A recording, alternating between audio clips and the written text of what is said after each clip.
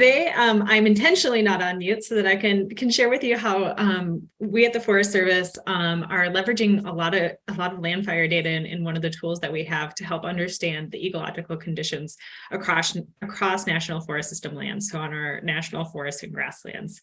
And I'm the one on camera here from my home office, but really this stems from a team effort, the Terrestrial Condition Assessment team. And so I have a lot of the team members listed there, and we've had a lot of folks come into the team over the last year on details and other things. And so it's from the beginning, TCA has been a cross deputy, so across the deputy areas of the Forest Service, as well as cross country. We have folks from different geographic areas as well as different levels of the agency all taking part in this effort. And that's really needed to assess ecological conditions, CONUS wide. You need all those perspectives and all those areas of expertise to do it well. And so although I'm the face, there's a very large team behind me of both current members and folks in the past. And so the tool that I'm going to be talking to you about today that where we put in a lot of this LANDFIRE information is called the Terrestrial Condition Assessment. And here's kind of what you get at the end. So using LANDFIRE and data from a lot of other sources, putting it into the model and coming back out at the very end, we get a score of ecological condition from score going from -1, very poor, all the way up to +1, very good. And we do this modeling for NFS lands from the very beginning of the Terrestrial Condition Assessment about 12 years ago. The original mandate was we want to know the condition of our terrestrial ecosystems on NFS lands. So we're not going to make judgments and ratings for off NFS lands unless somebody really wants us to do it for them. But we do use CONUS wide data, so it's always possible. But that's not our charge. That's not our role to be playing making those kind of judgments. So we do it for NFS lands, and here's what the map looked like as of the end of last year. And so. Kind of exciting. So what is this thing that I'm talking about? TCA really is a management tool, and we're providing a mid-scale assessment of ecological conditions and stressors. And so mid-scale, that's terminology and phrasing coming from the Forest Service's existing vegetation technical guide. So we're kind of talking about this landscape scale. So our units are about 10,000 acres to about 30,000 acres in size, going up towards 40. And what we're trying to really do is understand those ecological conditions and stressors for terrestrial ecosystems. And to do that, we take a data-driven approach by leveraging national data sets. So I think you can see how LANDFIRE can be really helpful to our effort. And so we pull all that data together to landscape scale analytical and reporting units that I'll talk about a little bit more in just a bit. And by using a data-driven approach with consistent analysis and reporting units, we're able to have a consistent and repeatable analysis of ecological integrity, that we can do it again and again, and then update it in kind of a consistent way as we update data and to provide that interpretation. And so TCA was originally put forward with two major goals. And the reason we, really want to understand our ecological conditions out there are so that we can identify potential restoration opportunities at a national scale in a nationally consistent way. So as we look across the country, although we're looking at really different ecosystems, we're still looking at apples to apples. It might be, Empire versus Gala versus Fuji, but that's a little bit better than if we were looking at oranges versus kumquats versus strawberries. And so trying to get that consistency as we understand and compare what's going on across the entire country. And then to take all that information that we gather by doing that first part and try to support our regional and local counterparts throughout the agency with providing, the science delivery. How do we do it? The data access, what are we using and what are we getting out of it? As well as some analytical guidance that we learn along the way to provide the most meaningful results possible. And as I kind of said, it's really taking that data-driven approach where LANDFIRE has really come in at multiple parts throughout our process to be very helpful in getting to the final scores and outcomes of the landscapes across the national forest system. Oh, I hit a button. Let me just jump back in here. All right, so kind of a few components of the TCA. It really does all begin with our landscape scale analysis units, which we kind of refer to as landscapes or landscape ecosystems. As they're based on land type associations, which is, I'll get into that on the next slide, but that's a unit in the National Hierarchical Framework of Ecological Units. The Forest Service's prescribed way of understanding mapping ecosystems and ecological units at different scales.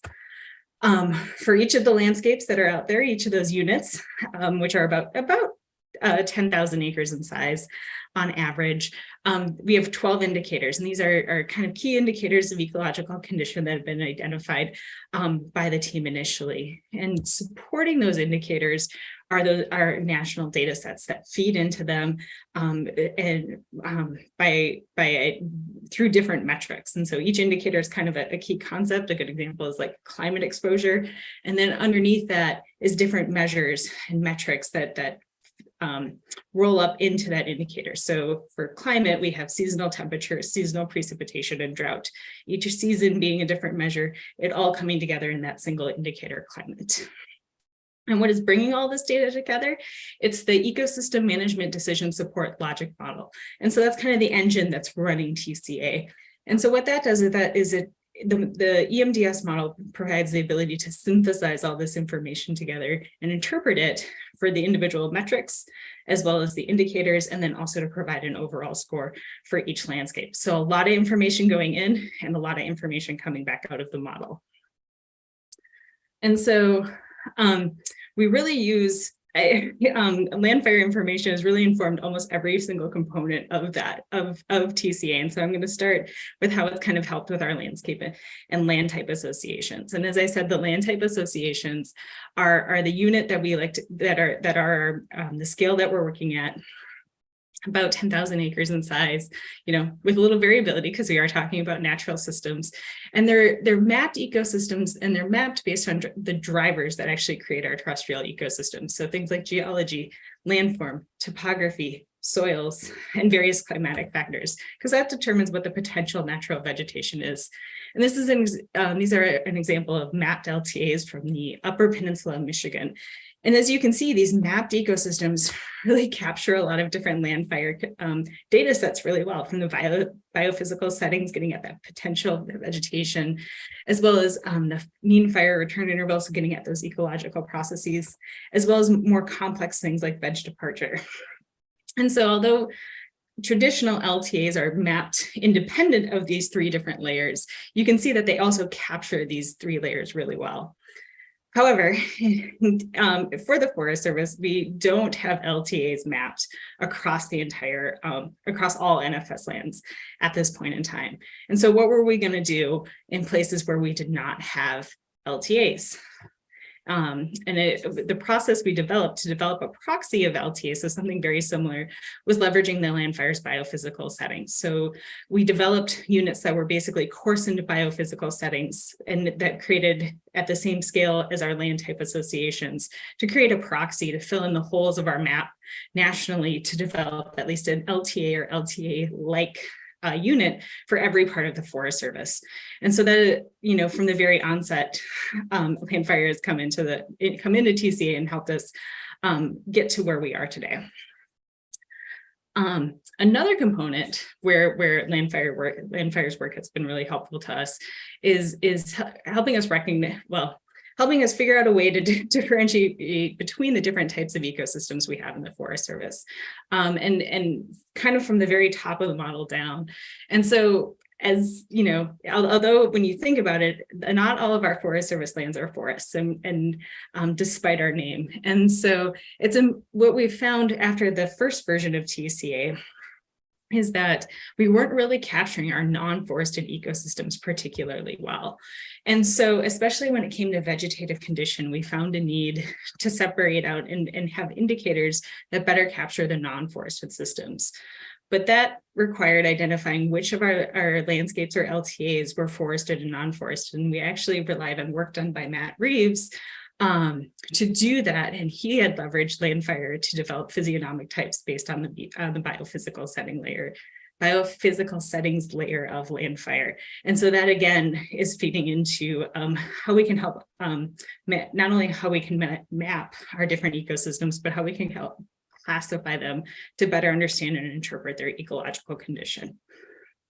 And so the next part, so we've talked about our landscapes, we've talked about how it's influenced that model in classifying the forested and non-forested areas. But here's kind of a schematic of the whole thing. And really, LANDFIRE is fed into multiple indicators directly. And I'm going to dive into each of these a little bit, where we actually use different LANDFIRE layers and products, data products within these. But that classification between forested and non-forested systems is also really important to a lot of the different indicators. And so going back all the way to the biophysical settings layer, LANDFIRE has played a role in all that. So everything with an arrow and a star in our model wouldn't be possible in the way we currently structure it without LANDFIRE. And so really, it's been very useful to our efforts. And so what are some of these indicators where we're using LANDFIRE? The first one I want to share with you is our uncharacteristic disturbance indicator. What we're doing here is we're identifying areas that have burned at an uncharacteristically severe severity based on what we would expect. And so that predicted severity information we take from LANDFIRE in the biophysical settings, I believe, and compare that to our actual observed fire severity coming from monitoring and trends in burn severity, or the MTBS data. And so we do that. We separate it into two different metrics to understand, for systems that should be burning at a lower severity, as well as those that are that would burn at a moderate or mixed severity. And so anything that's burning more severe than those levels in the TCA model is understood to be impaired, or that's a poorer condition than that ecosystem would expect, and summarize that for each of the landscapes using the percent area affected by that condition. Another way that we use some of the information, especially about fire regimes, is using the information about fire regimes in our wildfire hazard potential indicator. Again, two different metrics, getting at areas with both high and very high, likely to burn at high and very high severity, as well as those that are likely to burn at a moderate severity, where we'd expect a low severity fire. And so differentiating those different fire regimes is information we pull from LANDFIRE. And again, it's the percent of this landscape that we're looking at, whether for all the different landscapes and land type association units that we have in the TCA.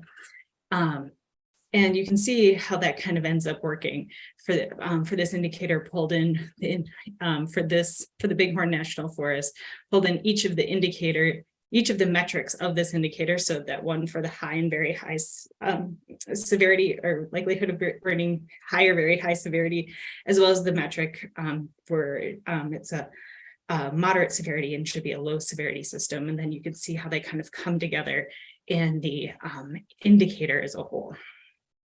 And the metrics come together into the indicators with different what are called operators within the EMDS model.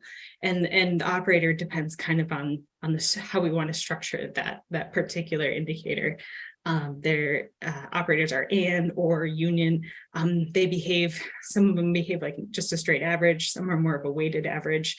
So depending upon the context and the logic of how the different metrics relate to each other determines which operator we use. Indicator 9, vegetation departure, is probably one indicator we've spent the most time looking at LANDFIRE data for. So originally for this indicator, we had used the Veg Departure Index, and then realized kind of the mismatch in scale between the Veg Departure Index as a national scale product and what we were trying to do, which is to understand vegetation departure at kind of that mid-scale, that landscape scale of our analysis. And so after Randy actually using your paper from 2021 to guide our metric calculations, used that approach to use the LANDFIRE's SClass data as well as the biophysical settings to get at that observed observed departure for each BPS within the landscapes, and using a weighted average of the areal extent of the different BPSs within each landscape. So it's kind of a landscape by landscape calculation of what the departure is in that location. And so really appreciate the help with that, as well as that paper and resource. So I did want to just call out that publication and thank you all for the work on that. Our ecological process departure is really a measure of fire deficit. Again, LANDFIRE comes in here with the fire return interval information. We compare that to how many fires have been observed to have burned using, again, the MTBS data, combining those two to get at basically how much of each landscape or ecosystem is lacking fire. So, you know, for areas that we expect to burn on a fairly regular basis, a good example is, you know, those in the Southeast, a lot of the different ecosystems throughout the Rockies, where we would expect, you know, fairly frequent fire. We're basically just calculating how many fire cycles have been missed, how much is the landscape basically in a deficit for the frequency of fire. And then of course getting a percent of the landscape and summing that up. And so how are we so that's kind of a little bit about the different specific indicators that are using LANDFIRE as part of the process and how we calculate them. As we take a step back and really look at the whole TCA, I've talked mostly about our product for CONUS, but we do have a modified version for Alaska. And so wanted to put that out there because I know the data products in Alaska that we have are completely different. And I know there's work being done there to develop more LANDFIRE products for Alaska, and Alaska is a tough nut to crack. I also wanted to share that we update this model every single year because it's going into a key performance measure. I typed a little fast there, my apologies. And we've been reporting that key performance indicator for the Forest Service since 2020. So we've reported it for 3 years now and are getting that process down.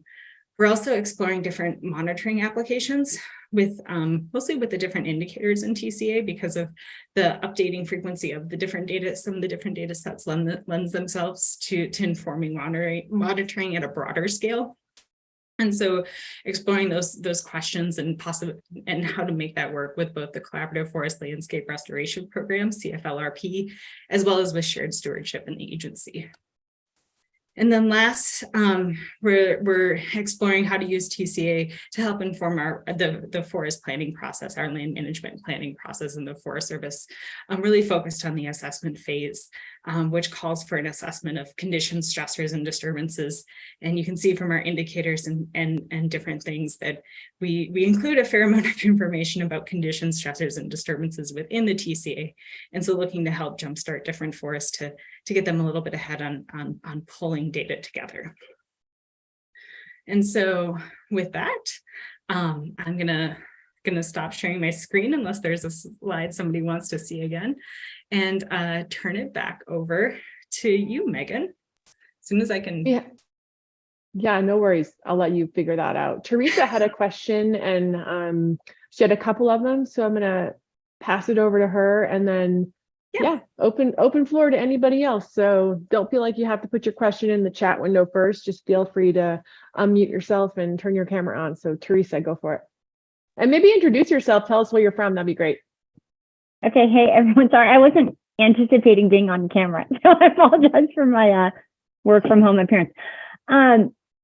Great talk. I'm super interested in this work. I actually have 3 questions and you can handle them however you want. I think my most important question is because I work at the Nature Conservancy. I'm a conservation impact scientist on our monitoring, evaluation, and learning team.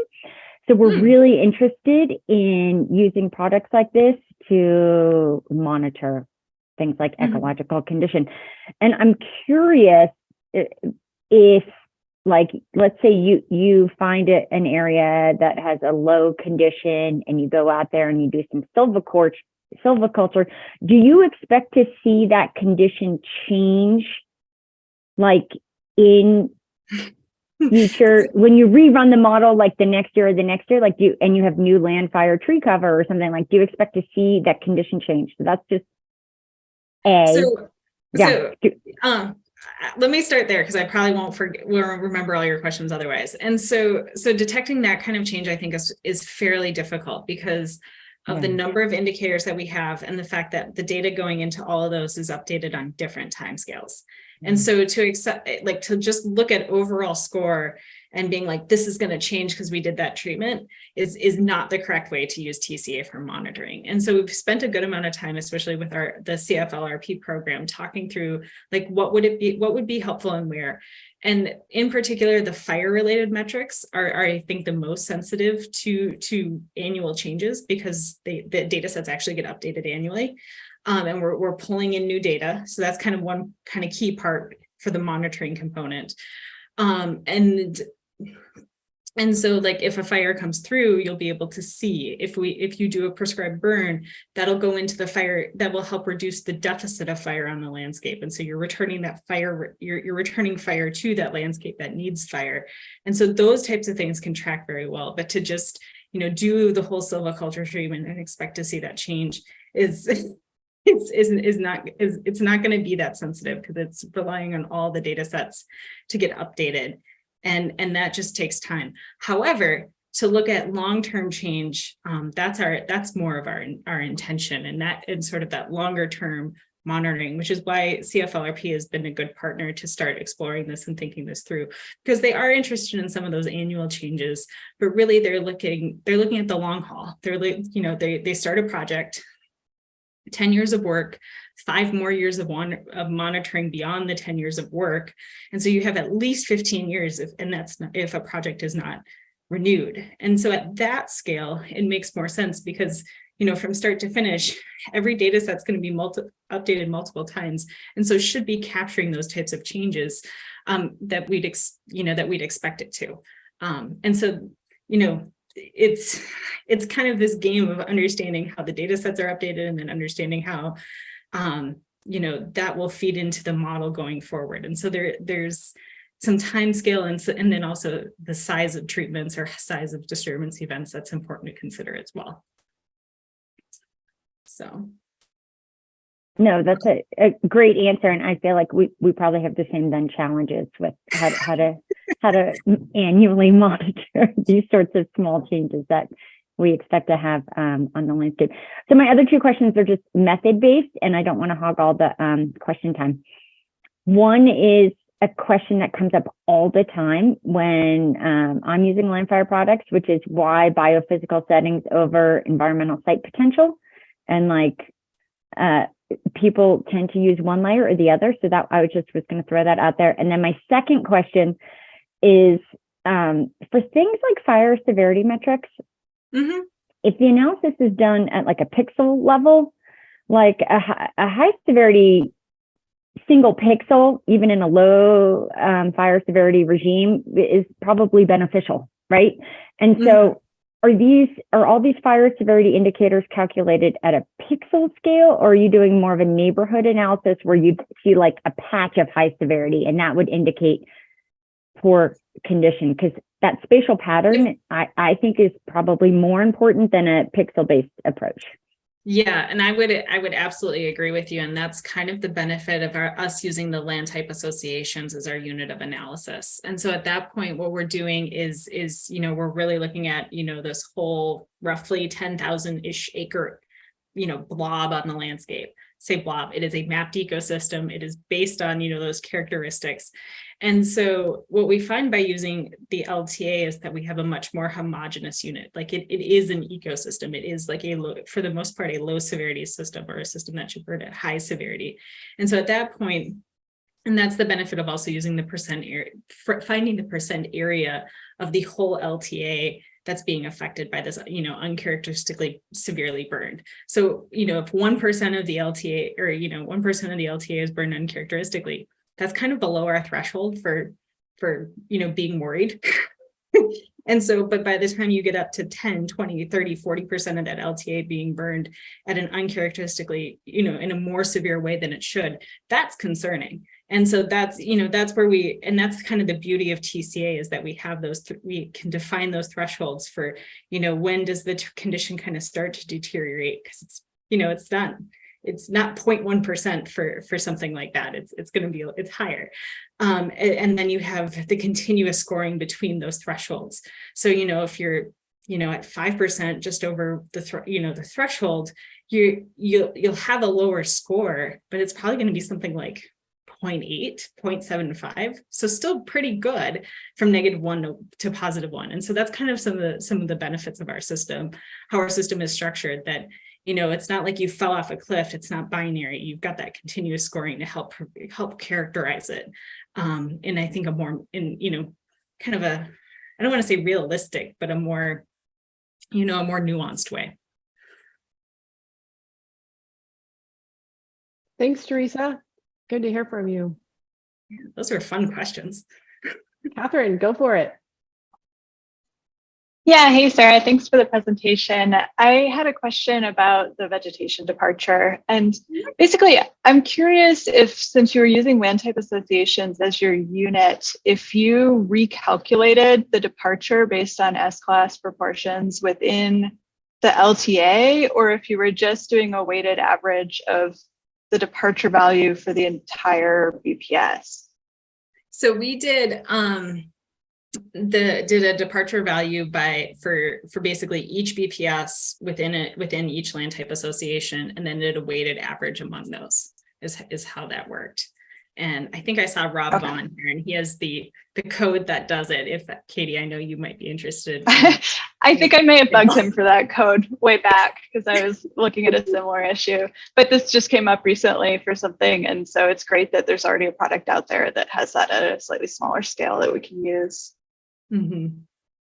Catherine, tell us where you're from. And sure, I'm based in Missoula, but I work for the Forest Service Washington office in inventory monitoring and assessment research.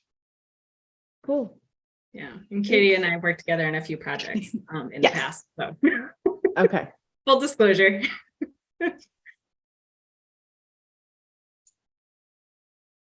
And I'm sure there's some other questions out there. Go ahead, Jeff. Hi, so I don't have a camera on this computer, but I'm a master's student right now in Missoula at and I kind of had some questions regarding the fire departure things. Mm-hmm. And so I guess kind of my first question is, for the fire severity, were the so I guess the first sub question of that is the high severity using the MTBS data using the MTBS fire classifications. And then my second like the RDNBR classification, the second sub question is, in your thresholds for the percent burning like too high severity, was that kind of for in a technical sense like a fuzzy logic model, or was it more based on the variance within the system historically predicted by BPS? Those types of things. Okay. Let me go back to your first. So the first question is, I do want to clarify that the uncharacteristic disturbances, so uncharacteristic wildfire severity is one indicator, and fire deficit, which is really getting more at fire frequency, is a separate indicator. Yes. Yeah, and so I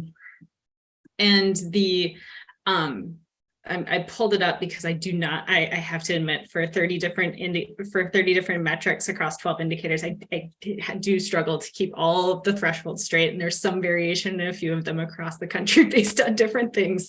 So I was just trying to pull it up quickly so I would give you the right numbers. Now I just got to find them in this list. Here we go. And so for the wildfire severity, the thresholds we use, it depends upon the system and what it should be burning at. So for those low severities, for systems that are burning at a low severity, those we use 0 as the threshold for like a score of +1, and 20% of the area as a threshold for -1. And so you've got that ramping between the two using fuzzy logic. Yep, that's exactly what EMDS uses. And then for the moderate, for systems that burn at moderate or mixed severities, burning at really high severities, where the thresholds are 0 and 10, so a little bit different. And that's and that's thinking about if we're looking at like a 10,000 acre landscape, then if 1,000 acres of that is burning at a high severity, that's a lot of highly burned severe areas that we're probably going to have to at least take a good look at. As far as the potential for restoration, whether that be site prep for natural regeneration or planting, all those considerations would need to be made. And then what was the second part? I got a lot. Thank you. But the second part was kind of on. Actually, now you sort of answered both, because it was like on what was the classification, and then like how were we accounting for the variance with like between ecosystems. Yeah. That's all I have for right now. I think of any others. Thanks, Jeff. Catherine had a question. Are the underlying rasters that were used to calculate the LTA level summaries available? Yes. So I believe all of our underlying rasters are available in the Forest Service's enterprise data warehouse in the external folder. Currently, the assessment results are only available internal to the Forest Service. We are working on changing that, and so I'm going to give a plug for the survey at the end to help us make the case for making some of that information available externally. So. Thanks, Sarah. Yep. All right, who's next? I have 2 pages of participants, so I can't always see hands. So feel free to unmute yourself. And I'm going to go ahead and launch the poll. If you want to drag it off the screen, go for it. But make sure you take it before you leave today. Thank you. Jim, did you have a question? Yeah, I had a quick one, Sarah. Thanks again for the presentation. Wonderful job. You mentioned that this is a key performance measure. Can you tell me how those are used internally by the Forest Service? What is a key performance measure, and how does it fit into National Forest Service planning? Yeah. Oh, Jim, that's a big question. I don't know if you realize that. And so the Forest Service has, I think we're up to 8 key performance indicators or KPIs that are reported nationally. And those go up to the department, OMB, and off to Congress. I don't think anyone there reads them very often, but they go there in our budget justification every single fiscal year. And so we're one of 8. I'm pretty sure it's 8 now. They keep changing it. So when I first started with this project, they made us shrink down to 5, and then they've been growing and going back down. But it's about 8. And a lot of them are very Forest Service-y things like board feet, hazardous fuels acres. One of them has to do with recreation surveys and the results of those that get summarized. TCA supports one of the key performance indicators. It supports the one that is referred to as the % of landscapes improved, maintained, or recovering. And so that key performance indicator isn't just TCA. TCA just forms the basis of it. So we use TCA in the baseline assessment of results. And then what we do is we take those results and we look at the landscapes where we've done management activities as we record them in the Forest Service Activity Tracking System, or FACS. It's our database of record for management activities. And so we look at the activities, we look at where they occurred, and we make an estimate of the effect of those activities based on what the activity is, what that activity should affect ecologically as it relates to the different measures and metrics within TCA, and then looking at the size of that activity. And so bigger activities, affecting a bigger proportion of the landscape. And so we look at roughly 500 different activities. We have a matrix that has whether or not they affect the different measures within TCA, and then look at the size of the activity. And so it's a major GIS exercise and quite a bit of code that rumbles it through. But it's that intersection of those, and then looking at what the expected effect would be and the size of the activity to kind of total it all up across the agency, looking at that measured effect by then rerunning the model. And getting a difference in the TCA scores. And so it's a little complicated just because there's so many factors within each step. But we look at that expected change in score based on management activities and they have to meet a certain threshold of change to determine whether that landscape is improved, maintained, or recovering. Is how we do it. Kind of the 30-second elevator version.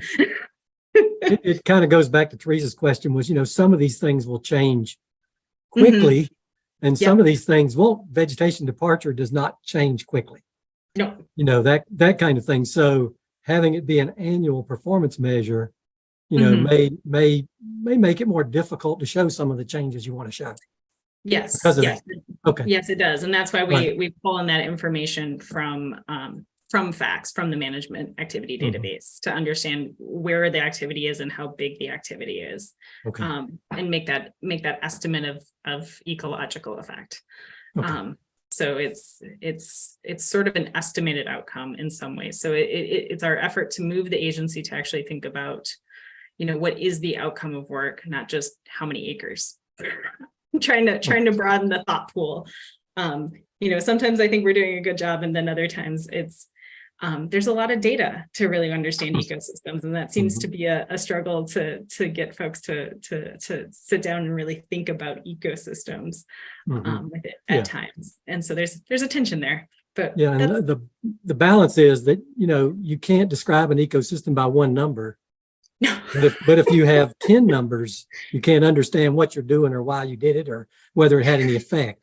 So there's some kind of balance between those things that you're trying to reach. I see that. But well, anyway, I appreciate the answers. I know they're not easy questions. Yeah, but they're fun questions. I think that's where the fun is, right? So okay. Thanks, Jim. Go ahead and unmute yourself, Kathleen.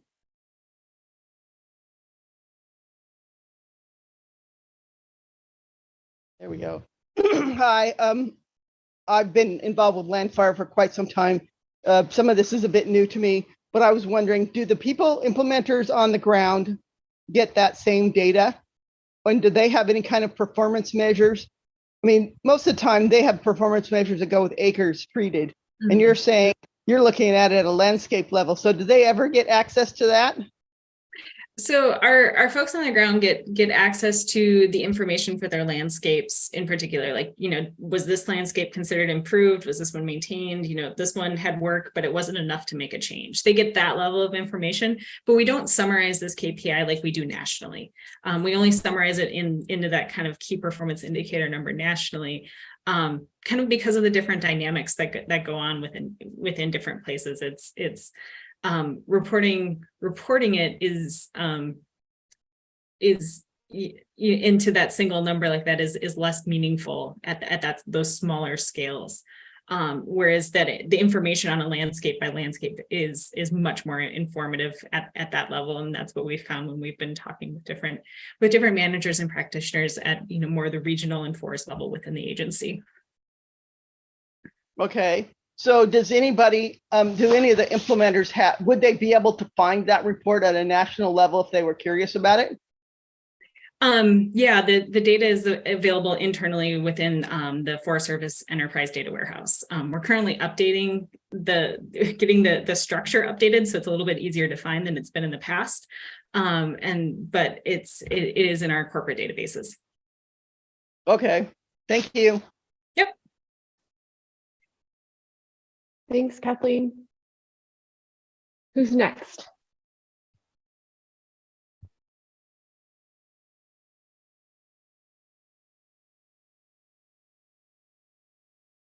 Hi, Sarah. Randy here. Hey, it's good to see you again. Yeah, you too. Thank you, guys. So fun to hear about your work. And thanks to everyone for the great questions. And I have another question. I don't know if it's great or not, but I was curious if any of the forests or you all do any modeling to look at how much treatment it would take to move the needle over the course of 5, 10, 15, 30 years. It sounds like you do some modeling to see how current treatments might move things, but do any of the forests do any forward modeling to just get a grip on what would need to be done? So I can't speak for the individual forests, especially because we have 154 of them, and I never have any idea what all of them are doing. Sure. However, I can say that what we have done as part of our key performance indicator to try to get a handle on that, like, what does it take to like move the needle, you know, like this much in each of these different landscapes. And we have done that analysis for each of the different metrics. So it's basically how much would you have to do to move maybe like the wildfire hazard potential from, you know, one kind of TCA class. So it's continuous scoring, but we do break it into the 5 classes: very good, moderate, poor, very poor, really just to visualize it, because it's, you know, kind of hard when you have continuous score. It's much easier to just kind of see discrete bins. And so we've done that kind of modeling, and also we've done modeling to see, you know, how much would it take to get it to a certain, you know, certain level, maybe our you know, like our threshold for good, like how much work is that going to take? And, you know, the fact is it varies. And so, you know, the broader question of how to get the whole ecosystem to good ecological condition, as TCA defines it, gets a little complicated with all the interacting factors between, but we have done it on a metric by metric basis, and highly variable is what we find, really, because the degree of, I guess, impairment, for lack of a good word, is pretty highly variable across the systems. Great, thank you. I would love to learn more about how you do that at some point, but no rush on that. I'm sure you got plenty to do. It's all right, but these are fun things. So yeah, please reach out. Let's chat about that. Great, thank you.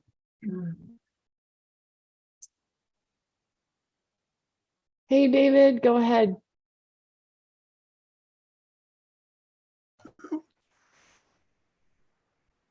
Let me get my buttons clicked here to get things started. Oh, allow my camera. Okay, there we go. All right, so I want to answer Randy's question really quickly. Hi, I'm David Anderson. I am a regional analyst for Region 3. And I think the short answer to Randy's question is, since I hang out with the rest of the regional analysts, is no, we do not do that. We do not in any way, shape, fashion, or form that I know of, except maybe some people do that. And I would say it is a non-trivial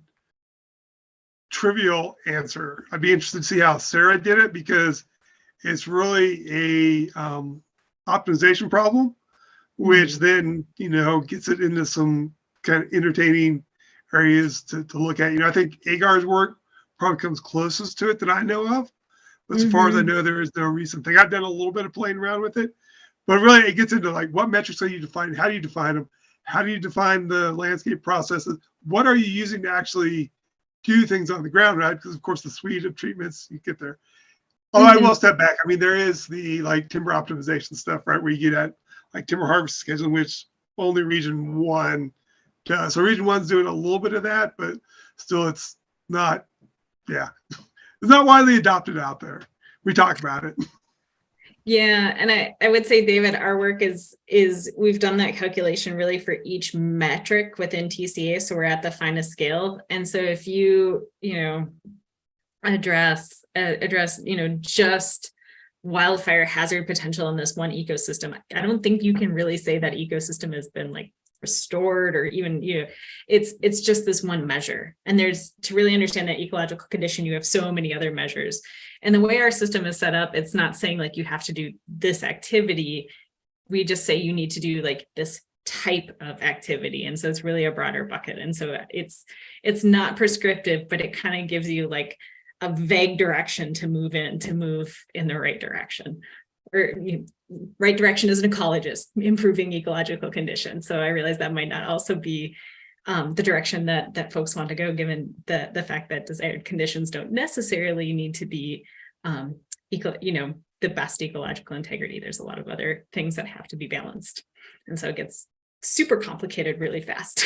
But for this one little very narrow lens to look at the world, we have that one tiny answer, which I think is a piece in the big puzzle.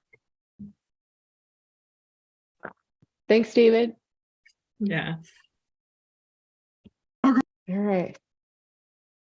Sarah, thanks so much for your presentation. I am really interested in your methods for calculating the fire deficit. What's the best place to go for the methods? Do you have a publication? I found Cleland et al. 2017, but I couldn't find the word fire deficit in there. So I don't know if I'm missing it or if there's somewhere else. So that the Cleland 2017 publication, it would probably be called Ecological Process Departure in that publication.